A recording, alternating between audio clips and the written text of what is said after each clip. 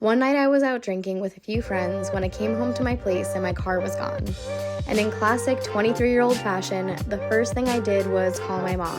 After I finally calmed down, she was able to make out that my car was stolen, and she told me to call the local police. As soon as I hung up, I immediately dialed 911 to report my car stolen. The lady on the other line sighed and asked if there was any way it could have been towed instead. And I said, no, of course not.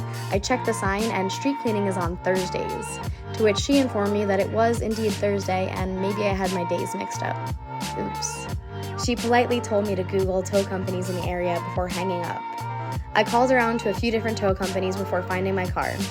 The guy on the phone said that the lot closed within the hour, so I had to hustle to make it in time so that I didn't have to pay for an extra day of impoundment, which was about $120.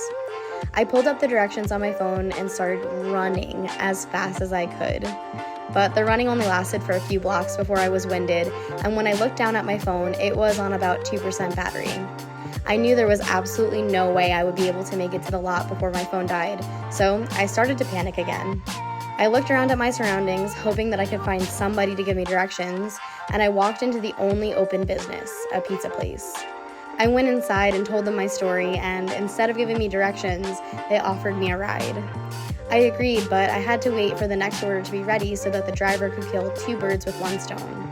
And it seemed like it took that pizza forever to cook. The driver was so incredibly nice and talked to me the whole ride to calm my nerves. When we got to the destination, minutes before the lot closed, I tried to tip the driver, but he refused and instead told me to pay it forward. I ran up to the office and they were literally turning off the lights and I begged them to release my car. After telling them exactly what happened and how I got there, pleading my case, they said they would release my car, but only if I gave them the keys. I agreed, and they moved my car to a legal parking spot and told me to come back in the morning for my keys when I was sober, which was an extremely smart move. And when I did come back the next day, I made sure to stop by the pizza place first and use the money I had saved from avoiding an extra day of impoundment to bring lunch to the kind gentleman at the tow lot.